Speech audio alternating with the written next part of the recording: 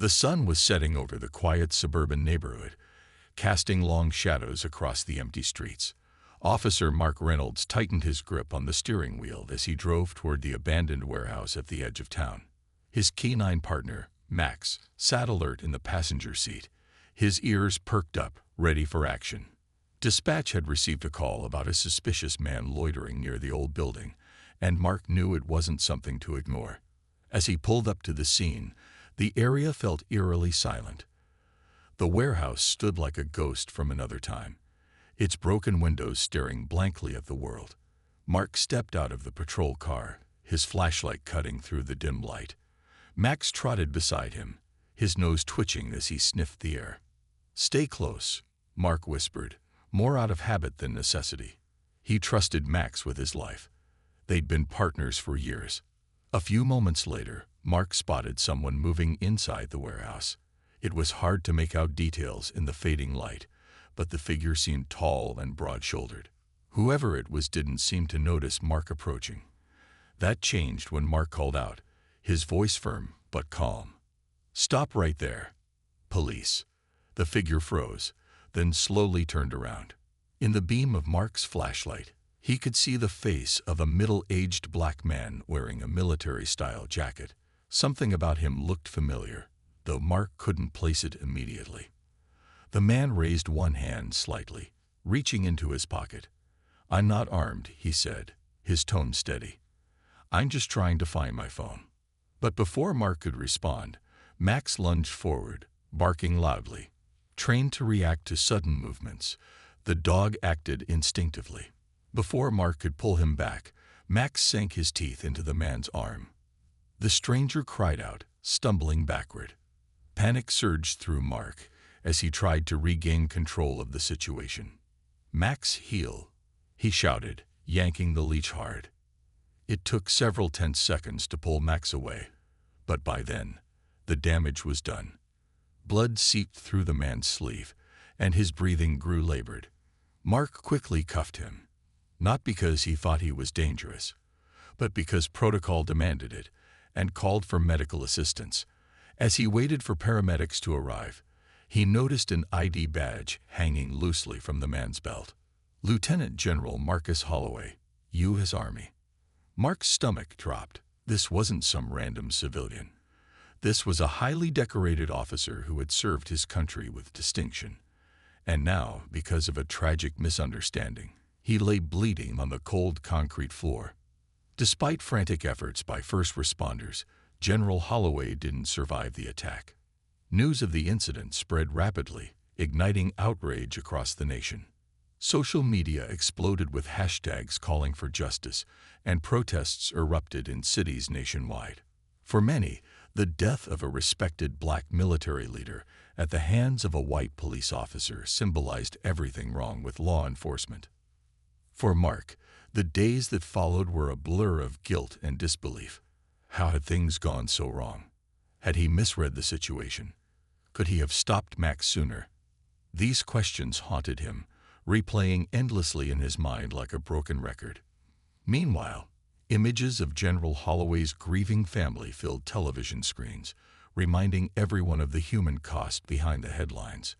What started as a routine call had spiraled into a national tragedy, leaving countless lives forever changed. The plan was set. After weeks of preparation, Mark, Carter, Jasmine, and a small team of trusted allies had pieced together enough evidence to orchestrate a sting operation. Their target, the broker, the mysterious middleman who facilitated Locke Industries' illegal arms deals. According to Carter's intel, the broker would be overseeing a major exchange at an isolated airstrip late one night. This was their chance to catch him, and the entire network, in the act. Carter went undercover, posing as a wealthy buyer looking to purchase advanced weaponry. He arrived at the airstrip in a rented SUV, his demeanor calm but alert. Hidden cameras and microphones were discreetly planted on him, feeding live footage back to Mark and Jasmine, who monitored everything from a safe distance in a nearby van. Tension crackled in the air as they waited, unsure if the operation would succeed or spiral into disaster. As midnight approached, vehicles began arriving at the airstrip, Men dressed in tactical gear unloaded crates from a cargo plane while others stood guard, their weapons glinting under the moonlight. Among them was the broker, a tall, wiry man with sharp features and cold, calculating eyes. He greeted Carter with a handshake, his voice low and clipped as he confirmed the terms of the deal. Back in the van, Jasmine clenched her fists, watching the exchange unfold on a monitor. "This is it," she whispered, her voice trembling with a mix of fear and excitement. Mark nodded silently, his hand hovering near the radio transmitter. They were ready to call in backup, a group of federal agents Carter had secretly contacted, but timing was critical. One misstep, and everyone could end up dead. Things seemed to be going according to plan until something unexpected happened. One of Carter's supposed allies, a former associate named Ryan, suddenly stepped forward. "We've got a problem," Ryan said loudly, pulling out a gun. Someone tipped off the feds. Pandemonium erupted. Guards scrambled for cover, shouting orders as shots rang out. Carter dove behind a stack of crates, narrowly avoiding a hailstorm of bullets. In the chaos, Mark realized the betrayal cut deeper than they'd anticipated. Ryan had been working for Lock Industries all along. "We need to move now," Mark yelled into the radio, signaling the federal agents to storm the airstrip. Sirens wailed in the distance as armored vehicles sped toward the scene. But inside the van, Jasmine froze, her eyes locked on the monitor showing Carter pinned down by enemy fire. "He's going to die if we don't help him," she cried. Without hesitation, Mark grabbed a spare handgun from the van and sprinted toward the airstrip, leaving Jasmine behind despite her protests. Bullets whizzed past him as he zigzagged through Thihun Luan, his heart pounding like a drum. Reaching Carter's position, he fired back, providing enough cover for Carter to make a break for it. Together, they managed to incapacitate several guards and corner the broker near the plane. Just as the broker tried to escape, Carter tackled him to the ground, cuffing his hands behind his back. "It's over," Carter growled, breathing heavily. By the time federal agents secured the area, dozens of suspects were in custody, including the broker. Crates of illegal weapons were seized as evidence, exposing Lock Industries' operations once and for all. Though the victory came at a cost, several lives lost and injuries sustained, the mission had succeeded. Later that night, as Mark and Carter regrouped with Jasmine, exhaustion gave way to relief. For the first time in months, there was hope. Hope that justice might finally prevail. But as Carter pulled Jasmine aside to say goodbye, for now, he reminded her that the fight wasn't truly over. Powerful people still lurked in the shadows, waiting to rebuild what they'd destroyed. And though the immediate battle was won, the war against corruption was far from finished. Officer Mark Reynolds sat alone in his small apartment, the weight of what had happened pressing down on him like a lead blanket. The images wouldn't leave his mind. The look of fear in General Holloway's eyes, the sound of his cries as Max clamped down, the way he slumped to the ground despite Mark's desperate attempts to intervene. No matter how many times he replayed the scene in his head, trying to pinpoint where things went wrong, the result was always the same. Marcus Holloway was dead, and Mark felt responsible. His wife, Sarah, tried to console him at first, but even she couldn't bridge the growing distance between them. She didn't understand why he kept blaming himself when everyone said it was just an accident. To her, it was simple. Max had done what he was trained to do, and Mark had followed protocol. But Mark knew better. He'd been there. He'd seen the hesitation in General Holloway's movements, the confusion when he reached for his phone. If only he'd acted faster, thought clearer, maybe none of this would have happened. Work wasn't any easier. The department placed him on administrative leave pending investigation, which meant long hours sitting at home with nothing but guilt for company. His colleagues avoided him now, unsure whether to treat him as a villain or a victim. Some whispered behind his back, calling him reckless. Others defended him, saying he was just doing his job. Either way, Mark felt isolated, cut off from the camaraderie that once defined his life. Then came the news about Max. Public outrage over the incident grew louder each day, fueled by protesters who demanded accountability not just for Mark but for the dog too. Animal rights groups argued that Max was too aggressive, claiming he posed a danger to the community. Despite Mark's protests, the department decided euthanasia was the only option.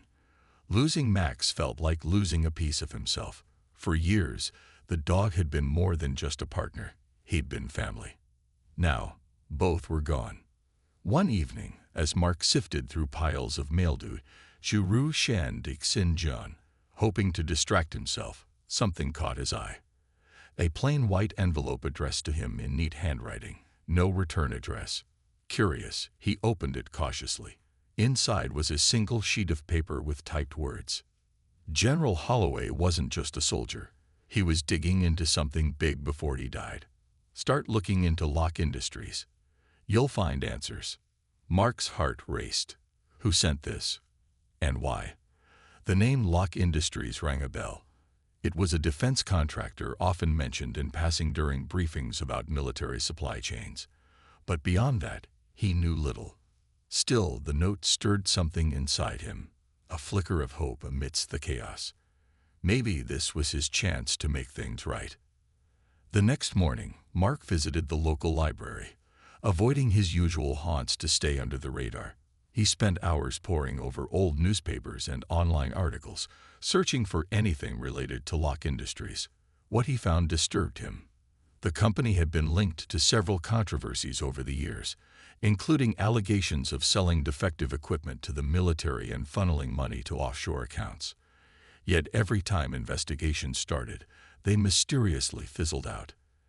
As days turned into weeks, Mark became obsessed. He reached out to retired officers and journalists, anyone who might know more about Locke Industries' shadowy dealings. Each conversation brought him closer to understanding the web of corruption surrounding the firm, and possibly its connection to General Holloway's death. But the deeper he dug, the more uneasy he felt. Strange cars began parking outside his apartment late at night. Anonymous calls disrupted his sleep, silent except for heavy breathing on the other end. Someone was watching him.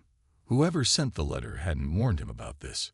For the first time since the incident, Mark felt alive again, not because he wanted revenge, but because he finally had a purpose. If General Holloway had risked everything to expose the truth, then Mark owed it to him, and to himself, to see it through, even if it cost him everything. Months passed, and the dust began to settle. The exposure of Locke Industries marked a turning point, a moment when the nation paused to confront uncomfortable truths about corruption, power, and accountability. For Evelyn Holloway, it was both a relief and a reminder of what she had lost. She sold their family home, unable to bear the memories etched into its walls, and moved to a quieter neighborhood where she could start anew. Yet, even in her new surroundings, Marcus's presence lingered. In Jasmine's determined eyes, in the photographs on her mantle, and in the quiet moments when grief still crept in. Jasmine, now more confident than ever, continued advocating for change. Her speeches became rallying cries, inspiring young activists across the country to demand transparency not only in government, but also in policing. She founded an organization named after her father, the Holloway Initiative, dedicated to reforming systems that perpetuated inequality.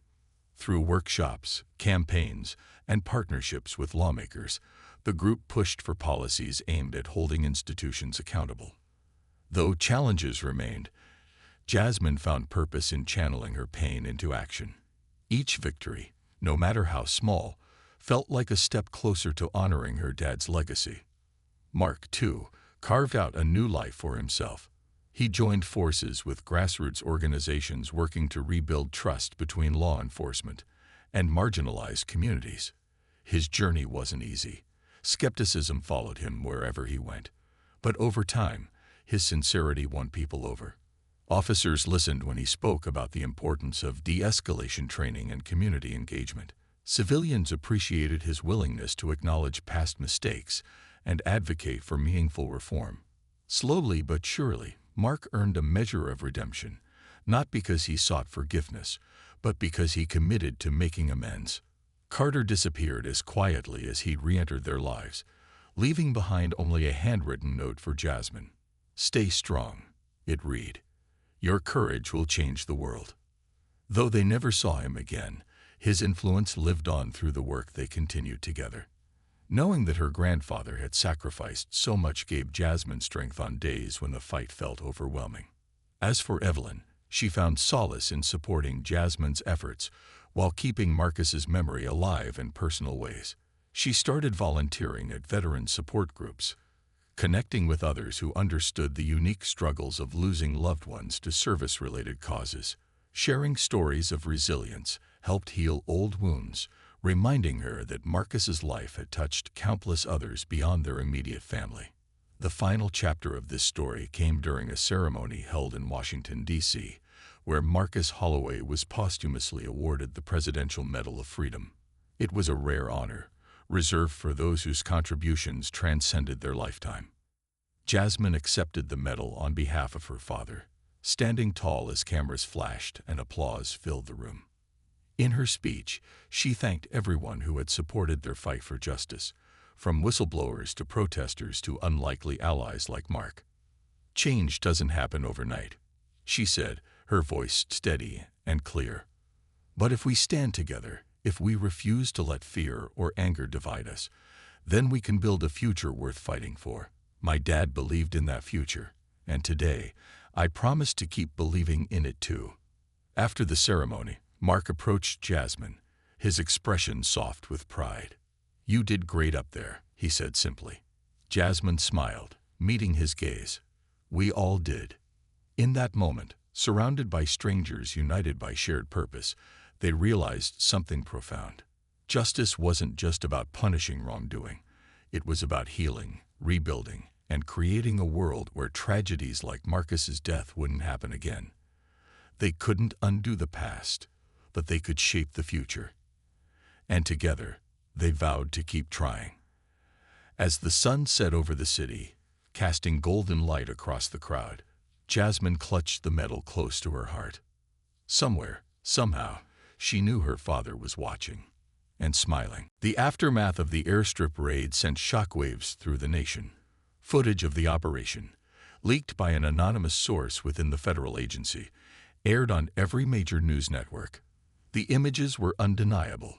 Crates filled with illegal weapons, armed guards taken into custody, and the broker himself being dragged away in handcuffs. For the first time, the public saw the ugly truth behind Lock Industries' polished facade. It wasn't just a company. It was a criminal empire built on greed, corruption, and bloodshed. As arrests rippled outward, powerful figures once thought untouchable found themselves under investigation. Defense contractors, military officials, and even politicians tied to Lock Industries were called before Congress to answer for their roles in the conspiracy. Protesters gathered outside courthouses, holding signs that read "Justice for Marcus Holloway" and "No More Secrets." The movement Jasmine had helped spark grew louder, demanding accountability not only for Locke, but for systemic failures that allowed such corruption to thrive. For Mark, the victory came at a steep personal cost. His involvement in the sting made headlines, painting him as both a hero and a traitor depending on who told the story. Some praised him for risking his life to expose the truth, while others accused him of betraying his fellow officers. Anonymous threats flooded his inbox, and strangers glared at him when he ventured out in public. Even Sarah, his wife, couldn't reconcile the man she married with the one now plastered across television screens. Their marriage crumbled under the weight of mistrust and resentment. Jasmine, however, found strength in the chaos. She became the face of the fight against corruption, speaking at rallies and testifying before lawmakers about her father's work. Her voice carried the pain of loss, but also hope, a belief that change was possible if people refused to stay silent. When she addressed a packed auditorium during a national summit on government transparency, her words resonated deeply. "My dad didn't die because of one bad decision or one corrupt company," she said, her voice steady despite the tears streaming down her face. He died because we've let power go unchecked for too long. But today, we say enough. Behind the scenes, Carter prepared to disappear again. His role in taking down Locke Industries had put him in danger, and staying visible meant risking exposure. Before leaving, he met Jasmine privately, handing her a small photo album filled with pictures of her father as a child. "You remind me so much of him," he said softly, his voice thick with emotion. "He'd be proud of you, Jasmine. So damn proud." Their goodbye was bittersweet. Jasmine hugged him tightly, finally feeling like she understood the man her grandfather truly was, a flawed yet courageous person who had sacrificed everything to protect others. As Carter walked away, blending into the crowd, she realized she might never see him again. But his legacy, and her father's, would live on through her actions. Meanwhile, Mark struggled to find his place in the world. With his career in law enforcement effectively over, he began working with advocacy groups pushing for policing reform. He attended community meetings, listened to stories of families torn apart by similar tragedies, and worked tirelessly to bridge divides between citizens and officers. Though many still viewed him with suspicion, some saw his efforts as proof that redemption was possible. One evening, as Mark sat alone in his apartment, he received an unexpected visitor, Jasmine. She stood awkwardly in the doorway, clutching 2 cups of coffee. "I figured you could use this," she said with a faint smile. They talked for hours, sharing their fears, regrets, and hopes for the future. For the first time, they weren't just allies bound by tragedy. They were friends finding solace in each other's company. As Jasmine left, she turned back briefly. "We did good, didn't we?" she asked. Mark nodded, a rare sense of peace washing over him. "Yeah, we did." But deep down, they both knew the fight wasn't over. Justice had been served, but the scars remained, and as long as systems of power existed without oversight, there would always be more battles to fight. Mark's investigation led him to a small diner on the outskirts of town, tucked away from prying eyes. It was the kind of place where people went to disappear: dim lighting, cracked vinyl booths, and coffee that tasted like burnt tar. He slid into a corner seat, his hands trembling slightly as he clutched the anonymous letter. This was it, the moment he'd been waiting for. A few minutes later, an older man entered the diner. His face was weathered, with deep lines etched around his eyes and mouth, but there was something sharp about his gaze, a look that said he'd seen too much and carried the weight of it all. Mark recognized him immediately from the faded photo in one of General Holloway's files. Daniel Carter, the FBI agent who had faked his death decades ago, or, as Mark now knew, Marcus Holloway's father. Carter approached the booth cautiously, scanning the room before sitting down across from Mark. "You're taking a big risk coming here," he said in a low voice, his tone steady but laced with tension. "I didn't have much of a choice," Mark replied, sliding the letter across the table. "Someone sent me this. Do you know anything about it?" Carter glanced at the note briefly, then folded it and slipped it into his pocket without comment. "Let's just say I've been keeping tabs on certain things. Things my son was involved in before. Well, before everything went south." The mention of Marcus sent a pang through Mark's chest, but he pushed it aside. What was he investigating?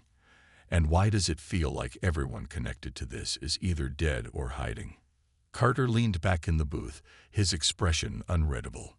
Marcus stumbled onto something bigger than he realized. Locke Industries isn't just some shady defense contractor. They're the tip of the iceberg. They're laundering money for arms deals, funneling weapons to private militias overseas, and bribing officials to keep their operations running smoothly. My son found evidence tying them to missing military shipments worth billions. When he started asking questions, they marked him. Mark felt a chill run down his spine. So his death wasn't random. Someone wanted him silenced. "Not exactly," Carter admitted, his voice dropping even lower. "At least, not directly. From what I can tell, they didn't plan for him to die that night. But accidents happen when people get nervous. And trust me, These folks don't take chances. Mark swallowed hard, the pieces slowly falling into place. That's why you faked your death, to go undercover and expose them. Carter nodded grimly. I've been working from the shadows for years, trying to dismantle their network. But it's like cutting off the head of a hydra. Two more grow back in its place. Now, with Marcus gone. His voice trailed off, raw emotion cracking through his stoic facade. I never thought I'd lose him too. For a moment, neither of them spoke. The weight of their shared grief hung heavy in the air. Finally, Mark broke the silence. If we team up, can we bring them down? For Marcus. Carter studied him carefully, weighing his options. It won't be easy. These people are untouchable. They've got connections everywhere. If we make one wrong move, they'll come after us. Are you ready for that? Mark hesitated. He wasn't sure if he was ready, but he knew one thing for certain. Staying silent wasn't an option anymore. I need to fix this, he said firmly. Not just for Marcus, but for everyone else who's suffered because of them. Carter gave a slow nod, seemingly satisfied with Mark's resolve. All right, here's what we do first. Over the next hour, they mapped out a plan, piecing together leads and identifying key players in the conspiracy. Carter handed Mark a flash drive containing classified documents he'd gathered over the years. This is everything I have so far, he explained. But tread carefully. Once you start digging, there's no turning back. As they parted ways outside the diner, Mark couldn't shake the feeling that he was stepping into uncharted territory. The road ahead would be dangerous, filled with twists and turns he couldn't predict. But for the first time since the incident, he felt a glimmer of hope, not just for redemption, but for justice. And maybe, just maybe, he could honor Marcus Holloway's memory by finishing what he started. The days following the incident were a blur of pain and disbelief for Evelyn Holloway. She sat alone in her living room, staring at the framed photograph of her husband, Marcus, on the wall. It was one of her favorites, a candid shot taken during his promotion ceremony. He looked so proud, so full of life. Now that same smile mocked her from behind glass, a cruel reminder of what she'd lost. Evelyn had always known the risks of being married to a soldier. Deployments, long absences, and the constant worry that something might happen overseas. It came with the territory. But never in her wildest nightmares did she imagine losing him like this. Not in their own backyard. Not because of a police officer's dog. The injustice of it all weighed heavily on her chest, making it hard to breathe some days. Their daughter, Jasmine, wasn't handling things much better. Normally bubbly and outgoing, she now spent most of her time locked in her room, headphones on, refusing to talk about what had happened. When Evelyn tried to reach out, Jasmine would either shut down or lash out, yelling, "How could they do this to Dad? Why didn't anyone stop it?" Evelyn didn't have answers. All she could do was hold her daughter close when the tears finally came, wishing she could take away even a fraction of her pain. As if the grief wasn't enough, the media circus made everything worse. Reporters camped outside their house day and night, shoving microphones through fences and shouting questions about how they felt.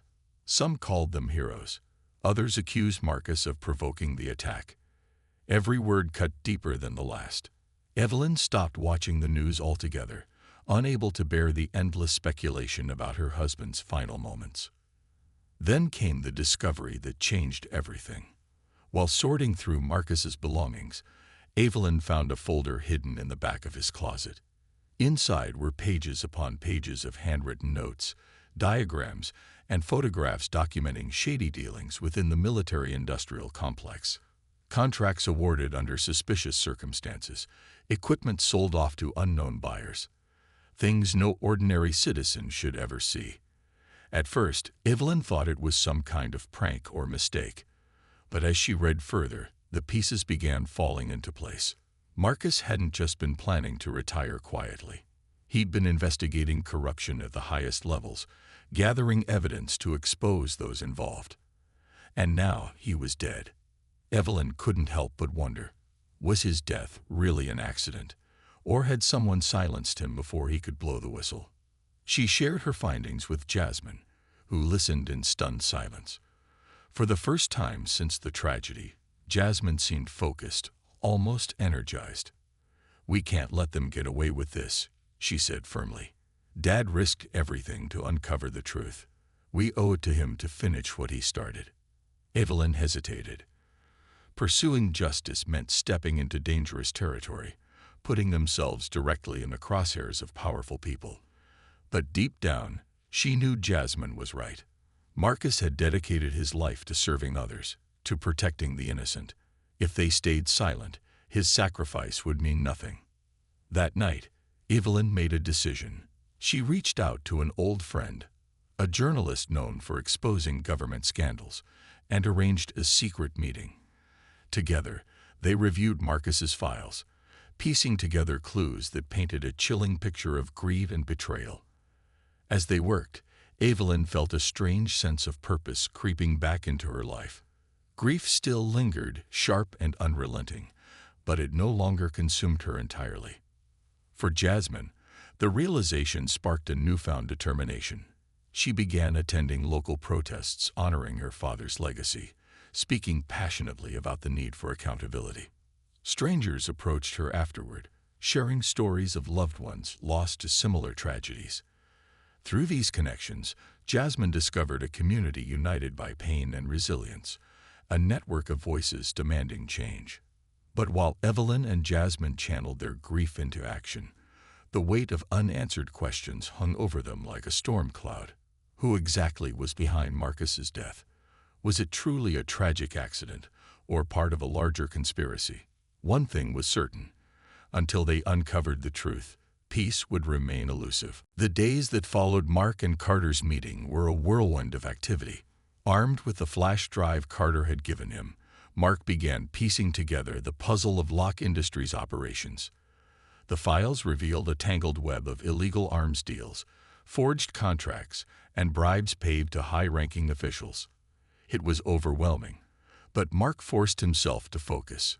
Every document, every name, brought him closer to understanding the truth, and closer to exposing those responsible for Marcus Holloway's death. Meanwhile, Jasmine Holloway was finding her own path forward. Inspired by stories shared at protests honoring her father, she started attending rallies and speaking out about police accountability. At first, it was difficult. Her voice trembled as she stood before crowds, clutching a photo of her dad. But with each speech, she grew bolder, channeling her grief into action. People listened, drawn to her raw honesty and determination. She became a symbol of resilience, a young woman refusing to let her father's legacy fade. One evening, while sorting through her father's belongings, Jasmine stumbled upon one of his old journals.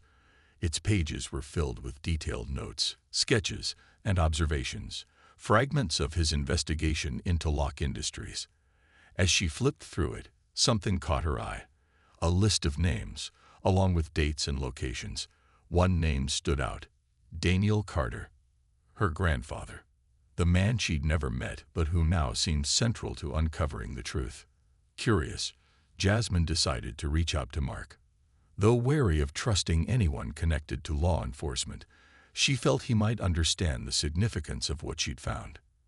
After some hesitation, she called him, arranging a secret meeting at a quiet park on the city's outskirts. When they met, Jasmine wasted no time. "I think my dad left clues," she said, handing over the journal. "There's stuff in here you need to see." Mark took the journal, flipping through its pages with growing astonishment. The notes aligned perfectly with the information Carter had provided, filling gaps in their understanding of the conspiracy. For the first time, Jasmine saw a flicker of hope in Mark's eyes, a shared determination to bring justice for Marcus. Their uneasy alliance marked the beginning of a fragile trust. Over the next few weeks, Mark and Jasmine worked together, cross-referencing Marcus's journal with Carter's files. They discovered that Locke Industries operated through intermediaries known only as brokers, shadowy figures who facilitated transactions between corrupt officials and private militias. One broker, in particular, kept appearing in the documents, a man identified only by his alias, the broker. As they dug deeper, Mark realized they needed more than just evidence. They needed someone on the inside. That's when Carter proposed a risky plan. He would reinsert himself into the network, posing as a buyer interested in acquiring weapons. It was dangerous, but necessary. With Carter feeding them real-time intel, they could gather irrefutable proof of Locke Industries' crimes. Jasmine, however, wasn't content to sit on the sidelines. She insisted on helping, using her growing platform to rally support. Social media posts and interviews amplified their cause, drawing attention to the corruption plaguing the military-industrial complex. Protesters began chanting Marcus Holloway's name alongside calls for transparency, turning public opinion against Locke Industries. But their progress came at a cost. Strange cars started tailing Jasmine, and threatening messages appeared on her phone. Mark warned her to be careful, but Jasmine refused to back down. "They're scared," she said defiantly. "That means we're getting close." For Mark, the pressure mounted too. His involvement hadn't gone unnoticed. Anonymous tips leaked to the press painted him as complicit in covering up the conspiracy, tarnishing his already fragile reputation. Suspicion and hostility followed him everywhere, even seeping into his strained relationship with Sarah. Yet despite the mounting challenges, Mark pressed on, driven by a newfound sense of purpose. Together, Jasmine and Mark formed an unlikely partnership, united by their shared mission to honor Marcus Holloway's memory. Though worlds apart in background and experience, they found common ground in their fight for justice. Each step forward brought them closer to confronting the forces that had destroyed their lives, but also closer to the truth that could set them free.